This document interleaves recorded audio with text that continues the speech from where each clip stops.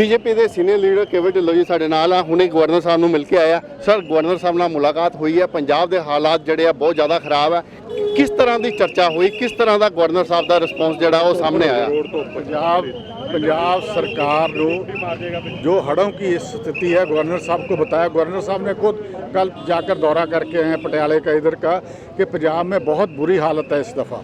तो ये पंजाब के जोड़ा हड़ एरिया हैगा पंजाब में डिक्लेयर कर देना चाहिए। सेंट्रल गवर्नमेंट 218 करोड़ दिता और पंजाब सरकार कहते सानू पैसे की जरूरत नहीं। जो अभी भी खेतों में पानी खड़ा है, जो हमारा एरिया संगरूर में लहरा है, उसके 6 से 10 फुट पानी है। तो आप ये एडवाइजरी कह रहे हैं कि अगर झोना नहीं लगता, अगर तुसी नहीं लगा सकते झोना तो तुसी ये मक्की बीज लो, ये अपना मूंगी बीज लो कि इन्ने पानी दे विच कोई भी फसल नहीं हो सकती। ਸਾਨੂੰ तो लगता कि अगे कणक भी नहीं बीजी जानी। सो इस वेले लोग बहुत दुखी है और सबसे बड़ा चिंता का विषय है कि इस पानी रुकने से बहुत बड़ी बीमारी फैलने का लोगों को शंका है। अब पंजाब गवर्नमेंट को उसके लिए डॉक्टर्स को और सबको स्प्रे वगैरह करना चाहिए ताकि लोगों का बचाव हो सके।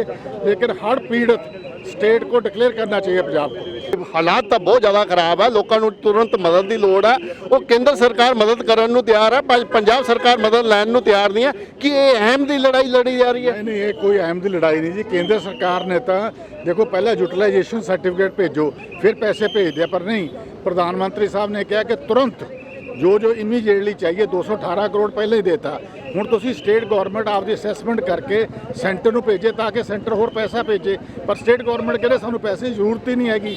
सो इस करके पंजाब के लोगों नाल धोखा हो रहा। सर, गवर्नर साहब का की रवैया सी? तुसीं गवर्नर साहब को गए, गवर्नर साहब ने पूरी स्थिति दसी, पंजाब की जिहड़ी असलीयत है उस दे गवर्नर साहब ने अवगत कराया। गवर्नर साहब का इस बारे की रवैया सीगा? गवर्नर साहब तो आप कल जाके पटियाले देख के आए हैं। गवर्नर साहब ने देखा कि बहुत माड़ी हालात आ पंजाब के हड़ां दी और ये चिंता का विषय। सानू स्टेट नूं तुरंत जिहड़ा हड़ पीड़ित स्टेट डिक्लेयर करके इहदे लई जिन्नी वध तो वध सहायता मंग सकते आपां लैनी चाहिए। ठीक, थैंक यू।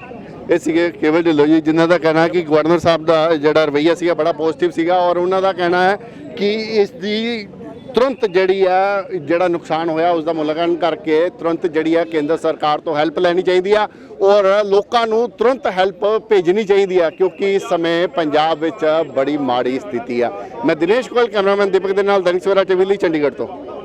बीजेपी के सीनियर लीडर केवल ढिल्लों जी साडे नाल आ। हुणे गवर्नर साहब नूं मिल के आया। सर, गवर्नर साहब नाल मुलाकात हुई है। पंजाब के हालात जिहड़े आ बहुत ज़्यादा खराब है। किस तरह की चर्चा हुई, किस तरह का गवर्नर साहब का रिस्पॉन्स जिहड़ा वो सामने आया? पंजाब सरकार को जो हड़ों की स्थिति है गवर्नर साहब को बताया। गवर्नर साहब ने खुद कल जाकर दौरा करके आए हैं पटियाले का इधर का कि पंजाब में बहुत बुरी हालत है इस दफ़ा। तो ये पंजाब के जोड़ा हड़ एरिया हैगा पंजाब में डिक्लेयर कर देना चाहिए। सेंट्रल गवर्नमेंट 218 करोड़ दिता और पंजाब सरकार कहते सानू पैसे की जरूरत नहीं।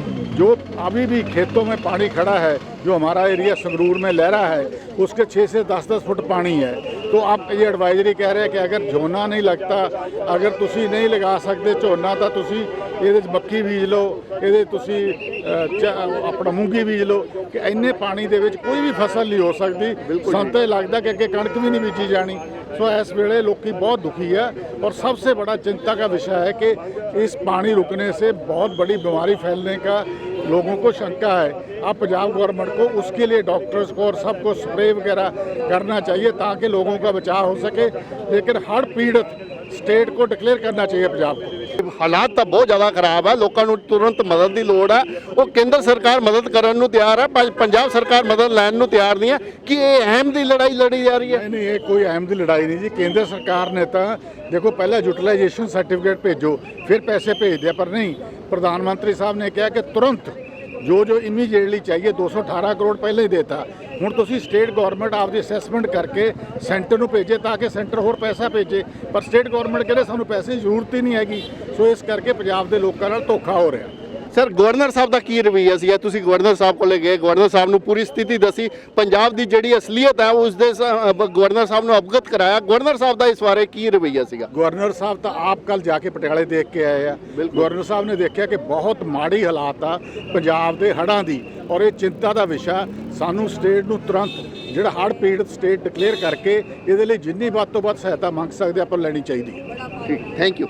ये सीगे केवल ढिल्लों जी, जिन्हों का कहना है कि गवर्नर साहब का जोड़ा रवैया सीगा बड़ा पॉजिटिव सीगा और उन्हों का कहना है ਕਿ ਇਸ ਦੀ ਤੁਰੰਤ ਜਿਹੜਾ ਨੁਕਸਾਨ ਹੋਇਆ ਉਸ ਦਾ ਮੁਲਾਂਕਣ ਕਰਕੇ ਤੁਰੰਤ ਕੇਂਦਰ ਸਰਕਾਰ ਤੋਂ ਹੈਲਪ ਲੈਣੀ ਚਾਹੀਦੀ ਆ ਔਰ ਲੋਕਾਂ ਨੂੰ ਤੁਰੰਤ ਹੈਲਪ ਭੇਜਣੀ ਚਾਹੀਦੀ ਆ ਕਿਉਂਕਿ ਇਸ ਸਮੇਂ ਪੰਜਾਬ ਵਿੱਚ ਬੜੀ ਮਾੜੀ ਸਥਿਤੀ ਆ। ਮੈਂ ਦਿਨੇਸ਼ ਗੋਇਲ, ਕੈਮਰਾਮੈਨ ਦੀਪਕ ਦੇ ਨਾਲ, ਦੈਨਿਕ ਸਵੇਰਾ ਟੀਵੀ ਲਈ, ਚੰਡੀਗੜ੍ਹ ਤੋਂ।